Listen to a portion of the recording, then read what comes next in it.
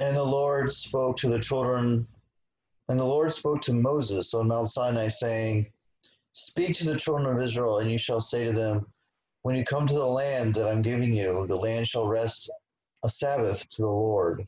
You may sow your fields for 6 years, and for 6 years you may prune your vineyard and gather in your produce and its produce. But in the seventh year the land shall have a complete rest, a Sabbath to the Lord. You shall not sow your field, you shall not prune your vineyard. So here we're learning about what is called a sabbatical year, which interestingly enough people call taking a sabbatical in the academic world, is where it comes from, which means that you take a break from academia. Here we're taking a break from agriculture. We're taking a break from the agricultural world,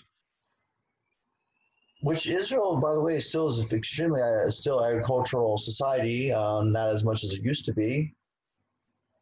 But either way, it doesn't matter if none of the economy is based on agriculture. This is if you specifically have a field, you have to let it rest for 1 year every 7 years. You may not, and of course, there's a lot of laws about that, and I'm not going to get into that. But bottom line is, the fields need rest. You shall not reap the aftergrowth of your harvest. You shall not pick the grapes that you have set aside for yourself, for it shall be a year of rest for the land. And the produce of the Sabbath of the Lord shall be yours to eat for you. So it's yours. You don't have to get. You're not supposed to sell it to anybody else. You don't give it to anybody else. For your male and female slaves, of course, the slaves in that time period, so they got to benefit from your own produce.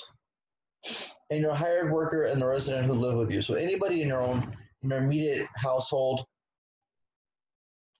got to benefit for that year from that produce. All of its produce may be eaten also by your domestic animals and all the beasts that are in your land. So anything, any animal that you own or that's on your property, I'm assuming domesticated, although it does say and by the beast, so maybe if there's animals that are not domesticated but are on your property, they can also be fed that year. And you shall count for yourself 7 sabbatical years, 7 years, 7 years, 7 times. And the days of these 7 sabbatical years may amount to 49 years for you. Although the years are called days, that's interesting.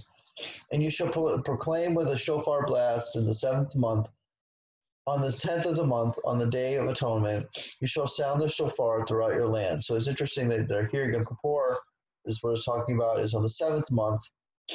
And because the Torah starts counting from Pesach is in the 1st month. And we say our New Year starts actually in Rosh Hashanah, which really is the 7th month. And there's a whole reason for that. Why is Rosh Hashanah considered the 1st month but not the 7th month?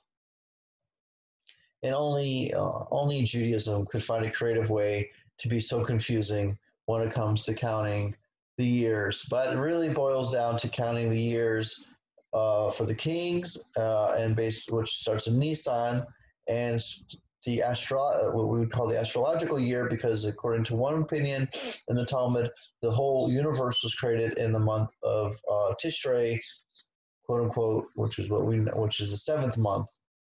Of course, the names of our months are Babylonian, what we actually call them. We don't number them anymore. We don't go 1, 2, 3, 4, 5, 6, 7, 8, 9, 10, 11, 12. We actually give them names. And the names that we give them are from the Babylonian exile, which is a different topic for a different time. Okay, so you shall sanctify the 50th year and proclaim freedom, freedom for the slaves throughout the land, for all who live on it. It shall be a jubilee for you, and you shall return each man to his property, and you shall return each man to his family. So slaves go free. It's kind of a mini reset of the economy here. I've had a lot of discussions with other people about this, but it's very, very specific reset because it only happens in Eretz Israel. It only happens on land that you bought. That is, like, if you bought somebody else, like we used to have specific. Every tribe had a specific region in Israel that they lived in, and if I bought land from another tribe up in a different region, that land went back to that tribal ancestor person. But now we don't know who's who anymore, although we know who the Kohanim, which belong to, we know the Levium are, and we know who the Kohanim are because they're a subset of the Levium, and most everybody else is either converted to Judaism or is in the tribe of Benjamin and Dan, Benjamin, Dan, maybe a little bit of Yehuda. Obviously, you have to have Yehuda in there because King David comes from the tribe of Yehuda. So we basically have, of the 12 tribes, we have now we have Bnei Menashe has come back to us, according to many opinions. So we are starting to have the tribal recognition, but most Jews fall under the Israelite category, and they don't know what tribe they're in anymore. And this is one of the jobs of the Mashiach, which I won't go into that right now, but anyways, it's a little bit connected to all this. One of the jobs is he's going to know what tribe you're really in. Now, of course, the Kohanim really know what tribe they're in because they're in and the Levium know what tribe they're in because they're in the Kohanim are a subset of the Levium, and the Levium are the tribe of Levi. So they know, they already have that down, I guess. All right, so anyways, what does that have to do with the Jubilee? I kind of lost track. All right, because it has to do with getting your tribal land back. So that's really going to happen? Now, so they have to say that, the majority of the Jews have to be in Israel, which I think we're at that status. And of course, it has to be a Mashiach, it has to be a Sanhedrin. There's a lot of things that have to be in place for me personally, my family, whichever, let's say I'm in the tribe of, let's say I'm really from the tribe of Reuven or Menashe or something like that, and I would get my tribal land back. That sounds cool. Okay. But that's a lot of thinking to do about that one. Okay. So the 50th year shall be a jubilee. Yay! For you shall not sow nor reap in the aftergrowth or pick a scrape that you had set aside for yourself. So there's a lot of debate whether or not there's 2 years in a row of because we said every 7 years. So really in the seventh times 7 would be 49. So it'd be 49 and 50th. You want to have 2 years in a row sabbatical, or is, and Judaism has this funny way of counting, where the 49th, you don't really count to the 50th. So, like like for example, right now in Shavuot, so is it the 49th year? So is it 2 years back to back of sabbatical year, or is it just 1 year? It's a whole debate in the Talmud. I don't know any much more about it than that.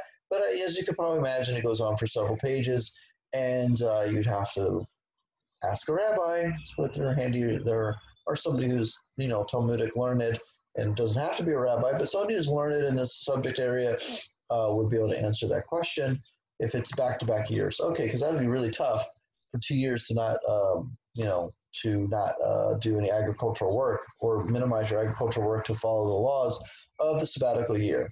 Okay. For it is a jubilee, so it should be holy to you. You shall eat its produce from his field. During the jubilee of the year, you shall return each man to his property.